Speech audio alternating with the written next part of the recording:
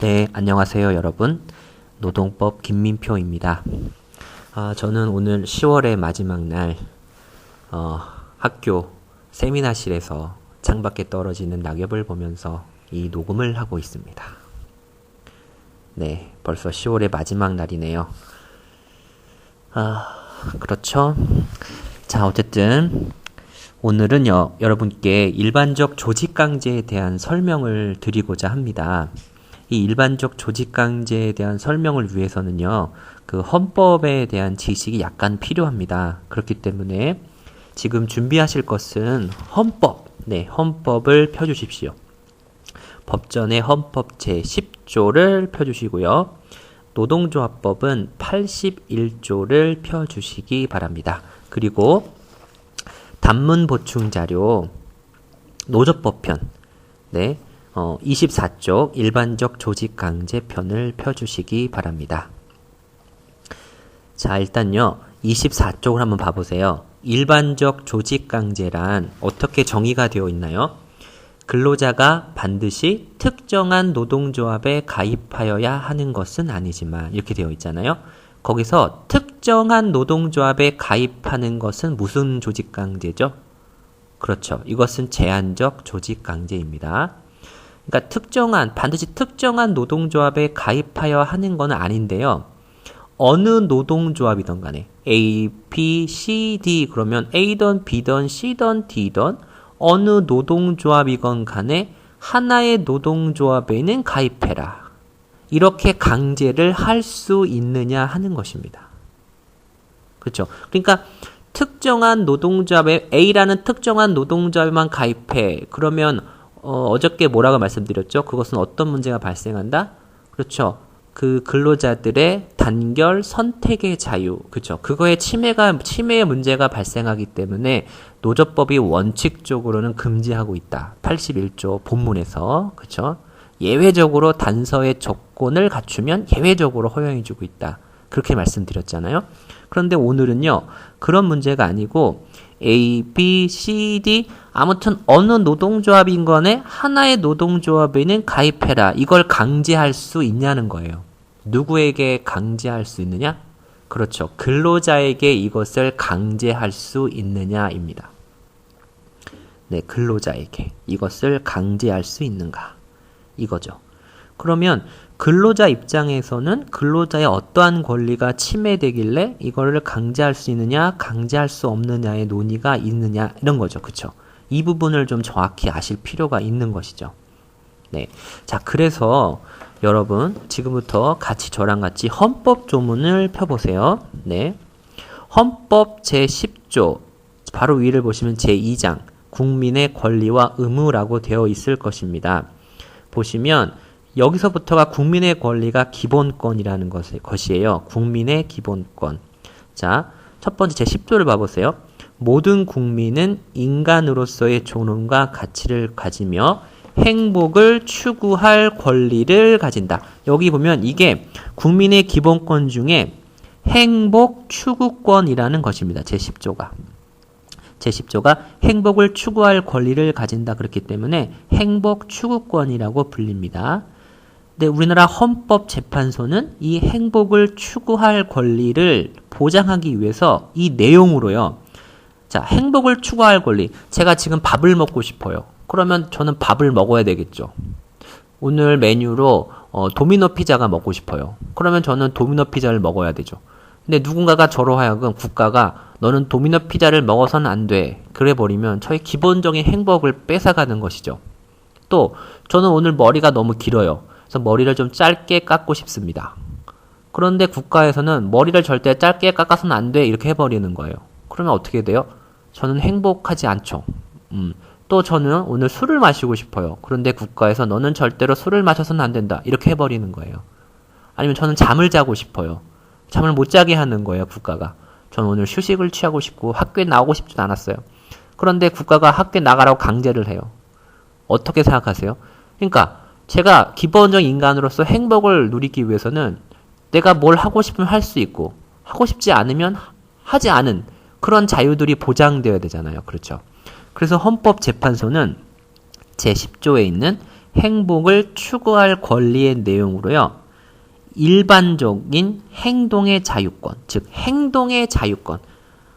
일반적 행동의 자유권이라는 표현을 쓰는데 그 일반적이란 말은 모든 걸 다 포함한다는 거예요. 그 일반적 다 포함된다. 뭐가 포함돼요? 자는 거, 먹는 거, 책 읽는 거, 영화 보는 거, 뭐 여자친구를 사귀는 거, 해외 여행을 나가는 거 아시겠죠? 학교 수업을 째고 저기 산으로 놀러 가는 거 뭐 등등 그 모든 행동 그게 일반적이라는 뜻이에요. 그러니까 모든 행동을 할 자유. 일반적 행동의 자유권을 어디에서부터 또 도출할 수 있다고 한다고요? 제10조, 헌법 제10조의 행복을 추구할 권리 여기서 도출을 할 수 있다라고 합니다. 아시겠죠? 그러니까 제10조는 무슨 권이에요? 자유권이죠. 그렇죠? 뭐를 할 수 있는 자유. 행복을 추구할 권리 속에는 모든 행동들, 내가 하고 싶은 것을 할 수 있는 자유. 그러한 행동을 할 수 있는 자유. 그러한 행동을 하고 싶지 않으면 반대로 하지 않을 자유. 아시겠죠? 하고 싶으면 그러한 행동을 할 자유. 그러한 것을 하고 싶지 않으면 하지 않을 자유. 이걸 뭐라고 표현한다고요? 일반적 행동의 자유권. 다시 말해서 일반적 행동의 자유권이라고 합니다. 아시겠죠?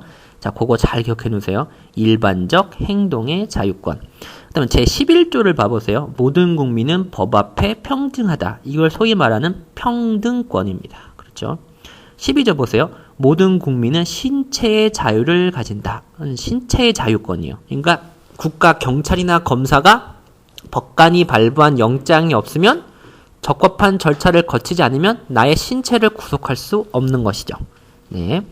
또 14조를 봐보세요. 모든 국민은 거주 이전의 자유를 가진다. 그러니까 내가 집을 서울에 살고 싶으면 서울에서, 제주도에 살고 싶으면 제주도에서 그렇게 거주 이전의 자유를 가진다.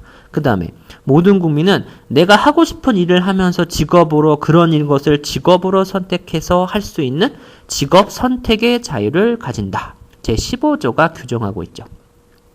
아시겠죠? 제17조를 봐보세요. 모든 국민은 사생활의 비밀과 자유를 침해받지 아니한다. 그렇죠. 제가 집에서 마음대로 뭐를 해야 되는데, 누가 나의 그거를 몰래카메라로 찍는다든가, 이런 거 국가기관에 도청을 한 나의 전화통화 내용을 도청을 한다든가, 이러면 이건 나의 사생활의 비밀의 자유를 침해하는 것이죠. 사생활의 비밀과 자유를. 그러니까 지금까지 하고 있는 건 다 뭐예요? 자유에 관한 것입니다. 행동의 자유. 그렇죠. 약간 눈치를 채셨죠? 그러면 제10조 행복을 추구할 권리가 아까 봤던 14조 거주 이전의 자유, 15조 직업 선택의 자유, 그렇죠. 17조 사생활의 비밀과 자유, 이 모든 자유권의 가장 기본이 되면서 가장 포괄적인 권리라는 걸 알 수 있겠죠. 그러니까 제10조 행복 추구권에서 나오는 일반적 행동의 자유는 모든 경우를 포괄하는 기본적인 권리를 선언하는 것이라는 걸 알 수 있겠죠. 그 일반적 행동의 자유 중에 특별한 것들을 제14조 거주 이전의 자유, 제15조 직업 선택의 자유, 제16조 주거의 자유, 뭐 이런 걸로 특화시켜 놓은 것이죠. 그렇죠. 그러면 우리가 배우게 되는 일반적 조직강제와 관련해서는 한번 또 하나 이 조문을 잘 보세요. 21조를 봐보십시오. 모든 국민은 언론 출판의 자유를 가진다. 그래서 저는 블로거 또는 유튜브 뭐 등등의 미디어 매체를 이용해서 저의 의사를 표현할 수 있는 자유가 있습니다. 또 한편 잘 보세요. 21조 제1항 헌법. 모든 국민은 집회 결사의 자유를 가진다. 그러니까 집회 결사가 뭐예요? 결사의 자유가 바로 단체를 만들 자유를 말해요. 단체를 만들 자유. 네. 아시겠죠? 그러니까 요게 자, 21조가 결사의 자유를 가진다. 그러니까 여러분, 지금까지 봤던 헌법의 조문들은 다 무엇에 관한 것이에요? 국민의 자유권에 관한 것입니다. 자유권, 자유를 누릴 수 있는 권리. 행동의 자유를 누릴 수 있는 권리. 아시겠죠? 하고 싶으면 그것을 할 자유. 하고 싶지 않으면 그것을 하지 않을 자유. 그렇죠? 무언가를 방해받지 않을 자유. 그렇죠? 나의 통신의 비밀을 방해받지 않을 자유. 사생활을 방해받지 않을 자유. 이런 것입니다. 자, 그런데요. 되게 재미있는 것이 또 헌법에 있습니다. 잘 보세요, 여러분. 헌법 34조를 가보세요. 지금은 조금 집중을 하실 필요가 있겠네요. 모든 국민은 인간다운 생활을 할 권리를 가진다. 이렇게 되어 있어요. 모든 국민은 인간다운 생활을 할 권리를 가진다. 이 인간다운 생활을 할 권리 34조 헌법 이것을 생존권적 기본권이라고 합니다. 다시 말씀드릴게요. 이걸 뭐라고 그런다? 생존권적 기본권이라고 합니다. 아까 앞에서 말씀드렸던 건 자유권이었잖아요. 그러니까 어떤 문제가 있었냐면 뭐 프랑스 혁명이나 영국의 명예혁명에서 시민사회들이 이제 왕을 폐위하고 그렇죠. 시민들이 투표를 통해서 그들의 대표자 수상이나 뭐 총리나 대통령을 뽑아가지고 국가를 경영하는 시대로 바뀌었습니다. 그게 시민혁명의 시대잖아요. 그러한 시민혁명의 시대와 함께 그 시민혁명을 주도했던 그 시민계급을 프랑스 말로 부르주아라고 부릅니다. 부르주아라고. 이 부르주아란 말은 재산이 있는 계급이라는 뜻이에요. 부르주아. 유산계급, 재산이 있는 계급이죠. 그러니까 보통 말하면 기업가를 해당한다고 말씀드릴 수 있겠네요.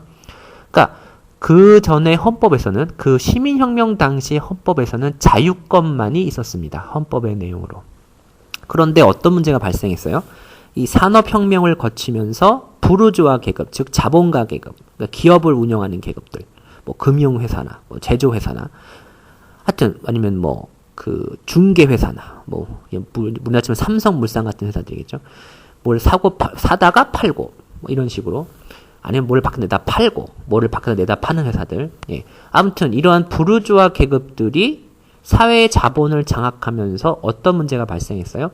빈부의 격차가 심화되었습니다. 그렇죠? 그래서 반대말이 생겨났어요. 부르주아는 유산계급인데 프롤레탈리아란 말은 무산계급, 재산이 없는 계급. 그러니까 그 당시의 노동자들이겠죠. 너무나 얼마나 환경이 열악했으면 여성들과 아동들도 하루 16시간 이상의 그 노동 착취를 당했었습니다. 너무 빈부격차가 심해진 것이죠. 당연히 어떤 문제가 발생했어요? 사회주의 사상이 태동했죠. 공산주의 사상이. 그 마르크스가 대표가 되죠. 마르크스. 그래서 그 사상을 이어받은 러시아 레닌이 그리고 소련에서 즉 옛날 러시아에서 소비에트 연방공화국이라는 사회주의 국가를 건설하게 되는 거죠. 공산주의 사상에 입각해서. 지금 남아있는 공산당 어디 있습니까? 그죠? 중국에 있죠. 중국. 예, 중국도 그렇죠. 그러니까 그러한 그 사회적인 빈부격차가 심해짐으로써 그 사회 서유럽 사회, 그렇죠. 프랑스, 독일, 영국 같은, 미국 같은 그런 사회들이 사회 안정이 크게 위협을 받게 되었습니다. 특히 러시아에서 그 공산주의 혁명이 성공하는 것을 보고는 이런 식으로 빈부격차를 방치했다가는 큰일이 나겠다는 생각을 하게 된 것입니다. 누가? 그 당시에 지배계급이었던 부르주아 계급들이. 그렇죠. 그래서 사회복지국가라는 이념, 사회국가라는 이념을 도입한 거예요. 말은 좀 어렵지만요. 쉽게 얘기해서는 사회 안정망 등을 설치하기 시작하는 겁니다. 예를 들면 의료보험, 우리가 지금 의료보험, 산재보험 아시겠죠? 국민연금, 이런 것들. 하여튼 그 가처분 소득을 늘려줄 수 있도록 분배에 조금 더 신경을 써주는 거. 최저임금제도 그렇죠. 그러니까 국가가 최소한의 그 생활을 보장해줘야 돼요. 누구한테? 프롤레탈리아 계급한테. 그러니까 부르주아 계급이 아닌. 그러니까 최저임금제라든가 아니면 기초생활자들을 지금 우리나라도 보호해주고 있잖아요. 그런 식의 그 국가가 국민에게 최소한의 물질적인 생활을 영위할 수 있도록 최소한의 물질적 생활을 영위할 수 있도록 국가가 배려해줘야 될 권리가 있다는 거죠. 그리고 그러한 권리는 국민의 기본권이라는 생각이 태동하게 된 것입니다. 좀 이해 가세요? 그러니까 그런 의미에서 들어온 것이 뭐예요? 34조에 있는 모든 국민은 인간다운 생활을 할 권리를 가진다입니다. 그 34조 1항의 인간다운 생활을 할 권리의 내용에 대해서는 학자마다 조금씩 다르지만 최소한으로 동의하고 있는 부분은 최소한의 물질적 기반은 마련해 주어야 한다는 것입니다. 이것이 바로 생존권적 기본권이라는 것이에요. 그렇다면 여러분, 그 생존권적 기본권이라고 말씀드렸는데, 그럼 우리의 노조법, 헌법 제33조에 근로자 갖고 있는 단결, 단체 교섭권, 단체 행동권, 이 노동상권은 그러면 어디에 포함될까요? 자, 아까 제가 역사적 배경을 말씀드렸잖아요. 한번 잘 생각해 보세요. 자유권에 속하는 거예요? 아니면 생존권적 기본권에 속하는 것이에요? 그렇죠. 이 배경이 뭐예요? 근로자들에게 노동상권을 인정한 배경이 아까 말씀드린 그 배경. 산업혁명 하에서 빈부의 격차가 심화됐고 사회가 공산주의 혁명이 생길 위험이 발생하게 되었다. 어디 사회에서? 서구 유럽 사회에서. 미국을 포함한. 그러니까 이대로 방치해서는 안 된다. 그러니까 그 중에 하나로 또 그 프로레탈리아 계급인 바로 노동자, 이 노동자들에게 노동상권을 인정해주자. 그래서 그런 식으로 해서 근로조건 향상을 위한 그 쟁의권, 파워권을 인정해줌으로써 어떻게 돼요? 유산 계급인 자본가, 즉 부르주아 계급과의 그 경제 격차를 줄이도록 유도해보자. 그런 이념하에 나온 것이죠. 그렇기 때문에 헌법 제33조에 있는 노동 3권은 바로 34조에 있는 그 인간다운 생활을 할 권리, 즉 생존권적 기본권에 포함되는 것입니다. 자, 이해 가시죠? 이 배경이. 그러니까 헌법은 기본적으로 이 국민의 기본권이 헌법에 보장된 것은 절대 왕정 시대, 왕이 다스리던 시대, 왕이 법도 없고 절타도 없이 그냥 함부로 재산을 빼앗고 감옥에 가두고, 우리도 조선시대 보면 막 삼족을 멸하고 막 그러잖아요. 그러니까 그런 것에서 이제 국민을 보호한다는 것으로서 자유권이 헌법에 들어왔지만 실상 이것은 부르주아 계급을 위한 헌법이었습니다. 즉 그 당시 유산 계급을 위한 헌법이었다는 거죠.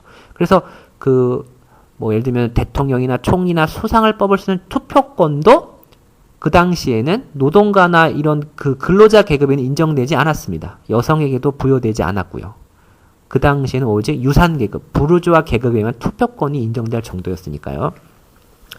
그러니까 이렇게 산업혁명이 거치면서 사회가 불안정해지고 혁명이 일어날 그 위험이 있게 되자 이 자유권을 수정하기 위해서 등장한 것이, 다시 말씀드리면 34조에 있는 인간다운 생활을 할 권리라는 것입니다. 이해 가시죠? 그러니까 이 생존권적 기본권은 자유권의 문제를 수정하기 위해서 도입된 것이라는 것입니다. 좀 이해 가시나요? 그리고 33조가 규정하고 있는 노동상권도 바로 이러한 생존권적 기본권에 포함된다는 것입니다. 아시겠죠? 이런 배경을 좀 이해하시면 이제 일반적 조직강제에 대한 논의를 이해하기가 편하십니다. 그래서 오늘 이 시간에는 무엇이 일반적 조직강제이고 그것을 우리나라 헌법재판소는 어떻게 보고 있는가에 대해서만 말씀드릴게요. 자, 이제 이해가 좀 가시죠? 그러면 다시 한번 일반적 조직강제에 대한 24쪽을 보겠습니다. 네. 자, 일반적 조직강제를 이렇게 정의해주고 있어요. 근로자가 반드시 특정한 노동조합에 가입하여야 하는 것은 아니지만 어느 노동조합이건 하나의 노동조합에는 가입할 것을 강제할 수 있는, 이게 뭐라고 했어요? 그러니까 한 근로자에게 그냥 어느 하나의 노동조합에는 가입을 해라고 강제할 수 있느냐는 것입니다. 이걸 뭐라 그래요? 일반적 조직 강제라고 하는 것입니다. 근데 그 바로 아랫줄을 보시면 이것은 이른바 근로자의 소극적 단결권 인정 여부와 관련해서 논란이 있다, 이렇게 나오고 있잖아요. 쌍걸 2번을 봐보세요. 노조법상으로는 81조 제2호 본문에서 제한적 조직강제를 원칙적으로 금지하는 조항을 두고 있는 것 외에는 이러한 형태의 일반적 조직강제를 금지한다는 조항은 두고 있지 않습니다. 그렇죠? 그러니까 노조법은 침묵을 하고 있는 것이에요. 그러면 보세요. A든 B든 C든 D든 어느 노동조합에는 가입을 해라. 이게 뭐라고요? 일반적 조직강제입니다. 자, 그러면 여기서 문제가 되는 것은 무엇일까요? 근로자 입장에서 생각해 보셔야 돼요. 조직강제가 허용이 되느냐, 이 문제는 근로자가 조직을 강제당하느냐, 이 문제라고 말씀드렸잖아요. 그러니까 근로자 입장에서는 무엇이 지금 침해되는 걸까요? 나는 조합 활동을 하고 싶지 않아, 이겁니다. 그쵸? 나는 조합 활동 자체가 싫어, 나는 단결을 하고 싶지 않아, 이 얘기예요. 그쵸? 그러면 나는 단결권을 행사할 거야. 나는 노동조합을 조직하고 또 아니면 조직되어 있으면 그 노동조합에 가입할 거야. 이건 무슨 의미예요? 적극적 의미죠. 그러니까 그걸 뭐라고 표현할 수 있어요? 적극적 단결권. 이렇게 표현할 수 있겠죠. 근데 반대로 나는 노동조합에 가입하고 싶지도 않고 노조 활동은 싫어. 나는 애초에 생리적으로 안 맞아. 이거는 뭐예요? 이거는 어떤 의미에서? 소극적 의미죠. 그러니까 이걸 어떻게 표현할 수 있어요? 적극적으로 노동조합에 가입하고 조직하는 건 적극적 단결권이라고 표현할 수 있고, 반대로 노동조합에 가입하지 않고 그런 조직 활동을 하지 않는 거, 이건 뭐래요? 소극적이라고 표현할 수 있으니까 소극적 단결권이라고 표현할 수 있다는 거죠. 아시겠죠? 문제는 뭐냐? 헌법 제33조에 단결권이라고 되어 있는데, 그쵸? 노동상권 중에 여기에 방금 말씀드린 나는 단결을 하고 싶지 않아, 이런 소극적 단결권이 포함되어 있냐 이겁니다. 만약에 33조에 소극적 단결권이 포함되어 있다라고 해버리면 자, 결론이 어떤 문제가 발생해요? 그렇죠. 소극적 단결권이 포함되어 있다고 하면 헌법 제33조가 노동상권으로 소극적 단결권을 포함한다고 해버리면 일반적 조직강제는 허용되지 않는다는 게 됩니다. 그쵸? 이해 가세요? 그렇죠. 소극적 단결권이 허용된다고 해버리면, 자, 그러면 근로자는 어떻게 할 거예요? 사용자가 이 계약서를 들이대는 거야. 우리는 노조들과 합의봤다. A든 B든 C든 D든 어느 하나에는 가입해라. 내놨을 때 근로자는 어떤 얘기를 할 수 있는 거예요? 그렇죠. 사장님 헌법 제33조를 보세요. 거기 단결권 있잖아요. 그 단결권에는 소극적 단결권도 포함되어 있는 거예요. 그러니까 저는 지금부터 헌법 33조에 소극적 단결권을 행사하겠어요. 그러니까 저는 단결하지 아니할 자유가 있는 것이죠. 그러니까 일반적 조직 강제는 저한테 해당이 없어요. 이렇게 말할 수 있다는 거예요. 소극적 단결권을 인정한다면 헌법 제33조에 따라서. 네. 이해 가세요? 그렇기 때문에 헌법 제33조에 소극적 단결권이 인정되는지 안 인정되는지는 굉장히 중요한 논의가 될 수가 있겠죠.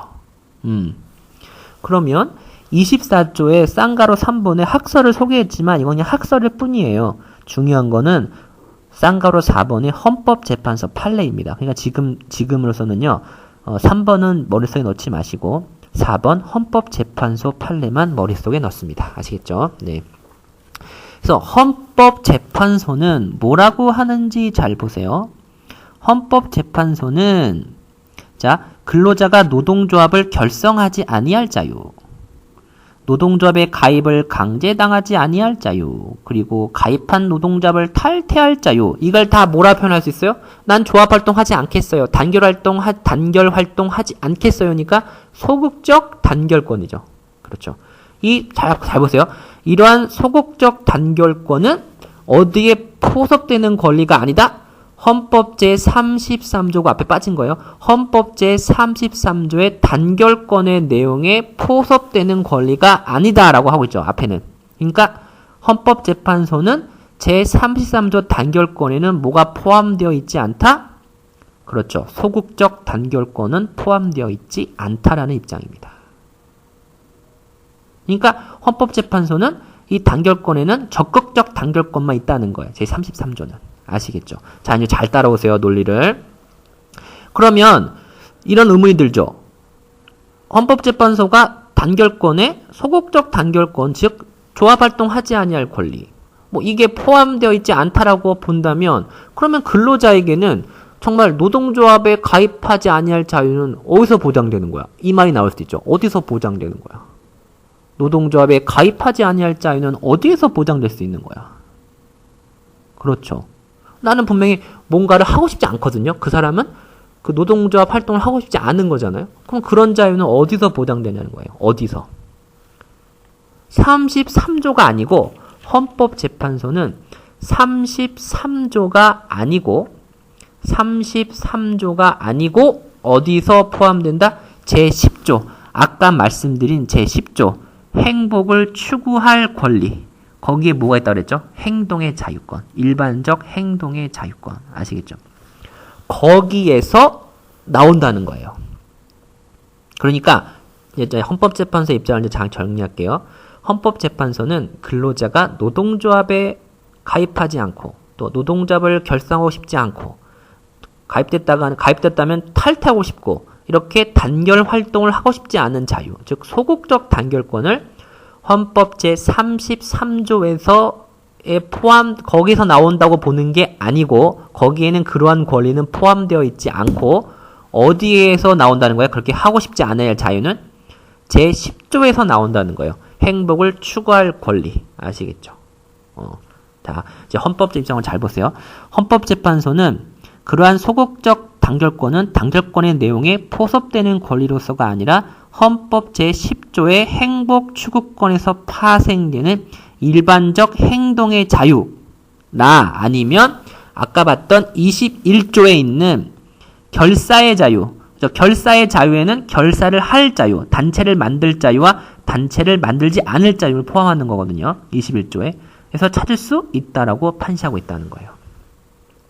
이 말을 다시 이제 정리하면, 그러니까 헌법재판소는 소극적 단결권, 즉 단결 활동을 하지 아니할 자유는 어디에서? 헌법 제33조. 그건 무슨 기본권이라 아까 말씀드렸어요? 생존권적 기본권. 그렇죠? 생존권적 기본권인 헌법 제33조에서 나오는 게 아니라 어디에서? 자유권인, 그렇죠? 자유권인 제10조, 제21조에서 나온다고 보는 것입니다.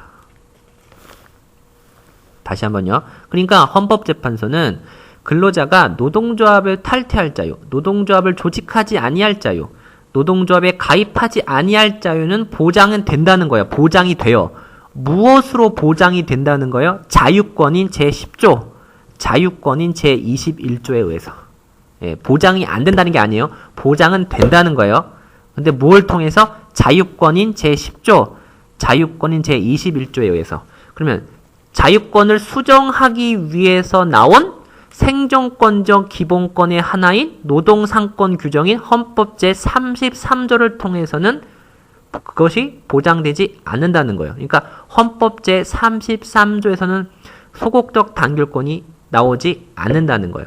소극적 단결권이 안 나온다는 거예요. 그러니까 근로자가 단결을 하지 아니할 자유는 헌법 제33조에서 나오지 않고 그것은 어디에서 보장된다? 헌법 제10조, 헌법 제21조에서 보장이 된다는 거예요. 이해 가세요? 네. 이해 가시죠? 그러니까 일반적 조직강제가 근로자들에게 어느 노동조합이든 가입을 해라는 것은 가장 무엇을 침해한다고 볼 수 있어요? 그 근로자에게 노동조합 활동을 하지 아니할 자유라는 거죠. 노동조합 활동을 하지 아니할 자유. 그렇죠? 그런데 헌법재판소는 그러한 자유는 어디에서 보장이 되는 것이다? 헌법 제10조, 헌법 제21조의 자유권에서 보장이 되는 것이지 그러한 자유권을 역사적으로 아까 산업혁명을 거치면서 그걸 수정하기 위해서 나온 생존권적 기본권인 노동 3권 규정인 33조를 통해서 보장되는 것이 아니라는 논리입니다. 아시겠죠? 네. 아시겠죠? 예. 자, 그러면 이제 이런 문제가 발생하게 되겠죠. 자, 이제 다 쫓아보셨죠? 그러면 이런 문제가 발생하죠. 그러면, 자, 근로자가 저는 노동조합에 가입하고 싶지 않아요. 저는 노동조합에 가입하고 싶지 않아요. 자, 이럴 수 있다는 거죠. 노동조합에 가입하고 싶지 않아요. 이렇게요. 노동조합에 가입하고 싶지 않아요. 그런데, 자, 그런데 어떤 일이 벌어지는 거예요? 어떤 일이 벌어지는 거예요? 자, 가입하고 싶지 않은데 사용자는 A던 B던 C던 어느 노동조합의 노동조합원이 되어야만 될 것을 고용 조건으로 해서 계약을 체결하고자 하는 것입니다. 그러니까 다시 말씀드릴게요. 그러니까 그런 게 뭐예요? 넌 일단 회사에 입사한 다음에 3개월이던 1개월이던 어느 특정한 시점까지는 A이던 B던 C던 D던 어떻게 해야 된다고요? 그렇죠. 노동조합에 가입해야 돼 이런 거예요. A던 B던 C던 D던 어느 노동조합에는 가입해라. 그쵸? 그럼 이거는 무슨 샵이에요? 근로자가 고용이 된 다음에 일정한 시점까지는 노동조합의 조합원이 될 것을 채용의 조건으로 하는 거죠. 그렇죠? 그러면 이건 뭐예요? 유니온샵이죠. 그렇죠. 근로자가 일정한 기간 하에 노동조합에 가입해야 된다고 하면서 근로계약을 맺는 거니까 이거는 무엇을 적용하는 거예요? 유니온샵을 적용하는 거죠. 유니온샵을. 그렇죠. 유니온샵을. 그쵸? 유니온샵을 적용하는 거죠. 그럼 만약에 자 보세요.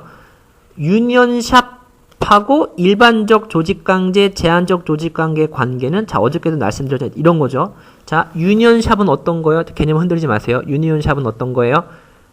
자 근로자가 고용이 된 후 일정 기간 안에는 조합원이 될 것을 그렇죠. 고용 유지의 조건으로 삼는 것이죠. 그렇게 하기로 하는 거죠. 그렇죠? 자, 그런데 그러면 이 모습은 두 가지가 있을 수 있는 거죠. 자, 그런 유니온샵을 체결하면서 특정한 A 노동조합의 조합원이 일정한 시점까지는 넌 돼야만 해. 이렇게 하는 건 뭐예요? 제한적 조직강제죠. 그런데 갑이라는 근로자 고용계약을 맺으면서 너는 A, B, C, D, E 5개 중 어느 하나의 노동조합의 조합원은 돼야 돼. 일정 기간 안에, 3개월 안에. 그건 뭐예요? 유니온샵이면서 일반적 조직강제인 거죠. 또는 3개월 안에 A 노동조합의 조합원이 돼야만 해. 이거는 뭐예요? 유니온샵이면서 제한적 조직강제를 맺은 거죠. 그렇죠. 그러니까 어저께 말씀드린 제한적 조직강제의 경우에는 뭐가 걸리는 거예요? 근로자 갑의 단결 선택의 자유. 그런데 일반적 조직강제에는 선택의 자유보다는 본질적으로 뭐가 문제되는 거야? 그렇죠. A, B, C, D, E 중에 선택을 할 수 있으니까 그건 문제가 안 되는데 어떤 거요? 이거는 어떤 거예요? 어떤 거? 그렇죠. 애초에 단결을 하지 아니할 자유. 나는 애초에 노동조합 그 자체가 싫어. 난 거기에 가입하고 싶지도 않아. 그게 문제가 되는 거잖아요. 그게 문제가. 아시겠죠? 소극적 단결권. 이 문제가 발생하는 거죠. 아시겠죠? 자, 이걸 어떻게 푸는지 잘 봐보세요. 헌법재판소가. 자, 그러면, 자, 이러한 상황입니다. 자, 갑이 회사에서 일단 고용은 되었어요. 케이스가. 고용은 되었는데, 갑은 고용이 되었는데, 이제 갑자기 사장님이 계약서를 뜩 내놓더니 단체 협약서를 보여주는 거예요. 단체 협약서를. 그러면서 뭐라고 말씀을 하시냐면, 자, 우리는 지금 일반적 조직강제 형태의 유니온샵 협정을 노동조합들과 체결했다. 즉 A, B, C, D, E와 체결했다는 거야. 다. 그러니까 너는 A, B, C, D, E 중 어느 하나의 노동조합의 조합원이 3개월 내로 되어야 된다. 그렇죠. 그럼 이건 유니온샵이면서 일반적 조직강제라는 거죠. 그때 근로자 갑은 뭘 주장할 수 있어요? 사장님, 저에게는 단결을 하지 아니할 자유가 있습니다. 이렇게 말하는 거죠.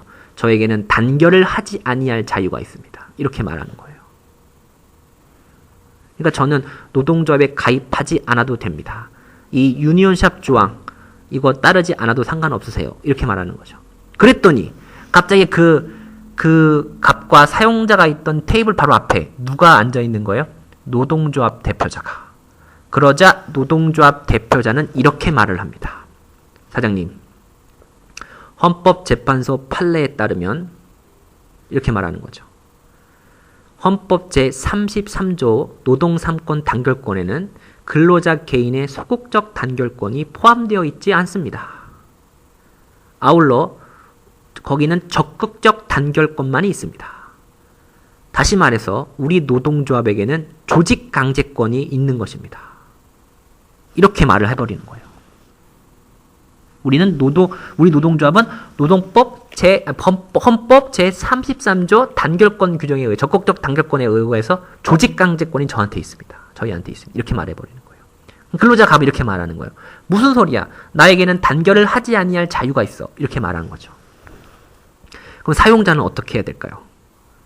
노동자의 말을 들어줘야 돼요. 근로자의 갑의 말을 들어줘야 돼요. 애매하죠. 그래서 헌법재판소한테 물어봤습니다. 그랬더니 헌법재판소가 이렇게 말을 합니다.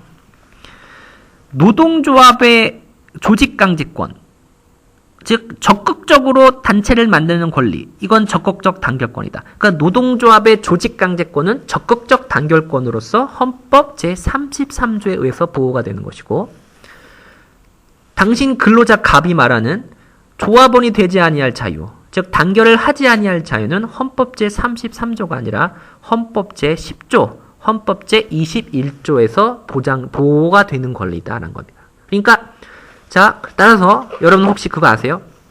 섰다 뭐 이런 놀이, 카드 놀이 아세요? 끝발이 높을수록 이기는 거잖아요. 그래서 헌법재판소가 이렇게 말을 합니다.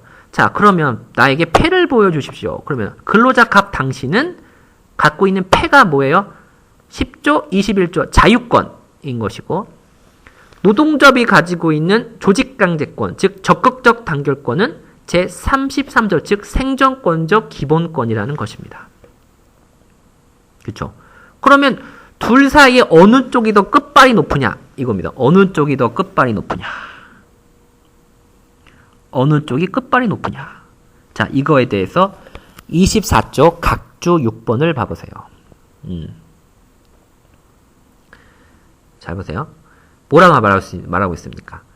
조직강제를 용인하고 있다. 일단 이거 노조법을 설명하면서 예외적인 경우에 조직강제를 용인하고 있는데, 자, 이러한 조직강제의 경우에는 보세요. 근로자의 단결을 하지 아니할 자유와 노동조합의 적극적 단결권이 충돌하게 된다. 아까 제가 말씀드렸죠. 사장님 앞에서 그런 문제가 발생했다고. 그런데 잘 보세요. 근로자에게 보장되는 적극적 단결권이 단결하지 아니할 자유보다 특별한 의미를 가지고 있고, 즉 근로자 일반에게 보장되는 적극적 단결권, 노동조합에 가입하고 노동조합을 조직하고, 그쵸? 이러한 적극적 단결권이 단결하지 아니할 자유보다 특별하다. 즉 또 노동조합의 조직강제권도 이른바 아까 말씀드렸죠. 자유권을 수정하는 의미의 생존권적 기본권의 성격을 가지고 있기 때문에, 잘 봐보세요. 근로자 개인의 자유권에 비하여 특별한 가치로 보장이 된다. 따라서 노동조합의 적극적 단결권은 근로자 개인의 단결하지 않을 자유보다 더 중시된다. 더 끝발이 있다. 아시겠죠? 중시가 된다. 더 끝발이 있다. 그쵸? 또 노동조합에게 위와 같은 조직강제권을 부여한다고 하여 이를 근로자의 단결하지 아니할 자유의 본질적 내용을 침해하는 것도 아니라고 볼 수 있다. 이해 가세요? 이제? 이해 가시죠? 이제 이해 가시죠? 그러니까 헌법재판소 입장은 노동조합은 이러한 형식의 일반적 조직강제 형식의 유니언샵을 체결할 권리가 있는데 그것은 적극적 단결권이다. 헌법 제33조. 그 다음에 근로자 갑은 그러한 노동조합에 가입하지 아니할 자유가 있는데 그것은 뭐다? 헌법 제몇 조? 10조, 12조의 자유권이라는 거죠. 근데 둘 사이의 우열을 따져보면 누가 더 끝발이 높다? 그렇죠. 헌법 제33조가. 왜? 헌법 제33조는 생존권적 기본권으로서 아까 말씀드린 산업혁명을 거치면서 그런 자유권의 폐단을 수정하기 위해서 나온 것이라는 거예요. 그러니까 근로자, 왜냐면 우리 근기법도 보세요. 근기법을 보시면 어떤 문제가 있어요. 왜 근기법에 근로계약이라는 개념을 만들었다 그랬어요. 그래서 사용자가 그들에게 인정된 자유라는 걸 함부로 막 누리다 보니까 상대적으로는 항상 사용자 우월하잖아요. 그러면 사용자에게도 자유권을 주고 근로자도 똑같이 자유권을 주면 결국 누가 훨씬 더 유리한 위치를 항상 점할 수밖에 없어요. 사용자이죠. 그러니까 근로자에게 예외적인 권리들을 보호해주는 게 근로기준법이잖아요. 그런 근로기준법도 사실은 어떤 이념에 입각하고 있는 거예요. 자유권을 수정하는 이념이죠. 자유권을 수정하는 이념. 생존권적 기본권의 이념인 것이죠. 그죠? 이해 가시죠? 자, 그래서 헌법재판소는 이렇게 보고 있는 거죠. 그럼 이런 헌법재판소의 논리에 따를 때 일반적 조직 강제는 어때요? 일반적 조직 강제는 허용된다고 볼 수가 있겠죠. 그렇죠.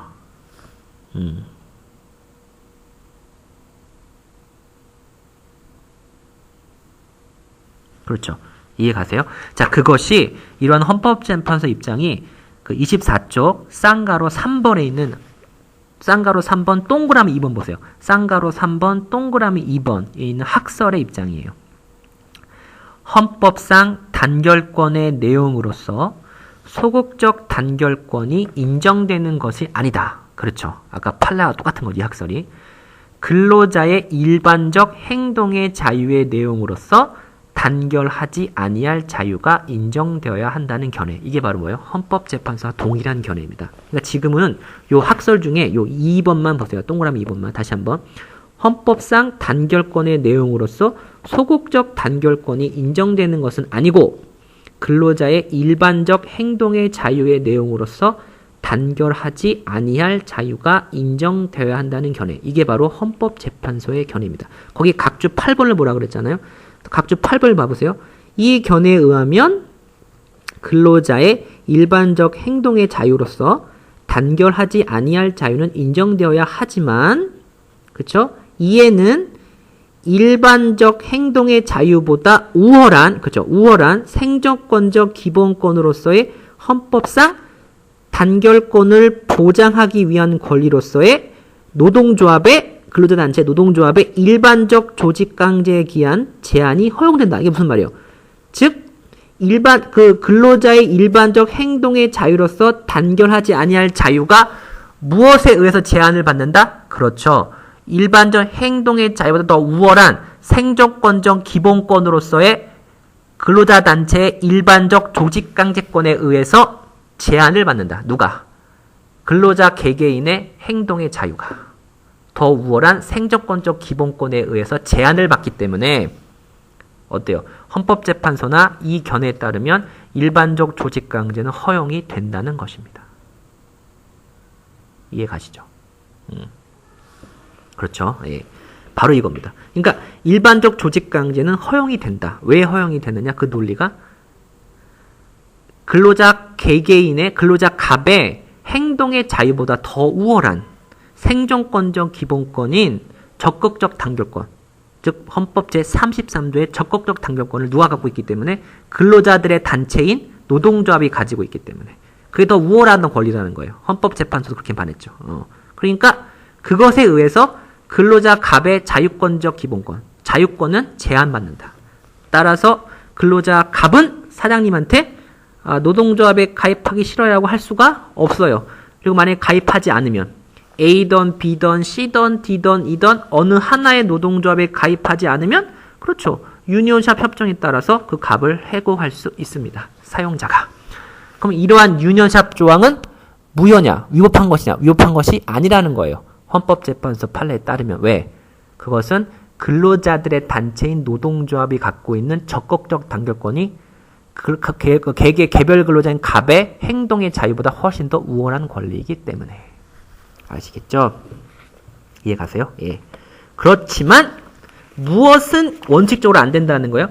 이러한 일반적 조직 강제는 자, 방금 말씀드린 그 논리 구조의 하에 의해서 인정이 되지만 제한적 조직 강제는 A라는 특정한 노동조합에 가입을 강제하는 거잖아요. 이거는 뭐를 침해하기 때문에 원칙적으로 안 된다? 그렇죠. 근로자들의 선택의 자유를 침해하기 때문에 안 된다는 거예요. 이건 절대 안 된다는 거예요. 81조에 의해서 안 된다는 거예요. 그거를 오해하시면 안 돼요. 자, 되셨나요? 네, 수고하셨습니다.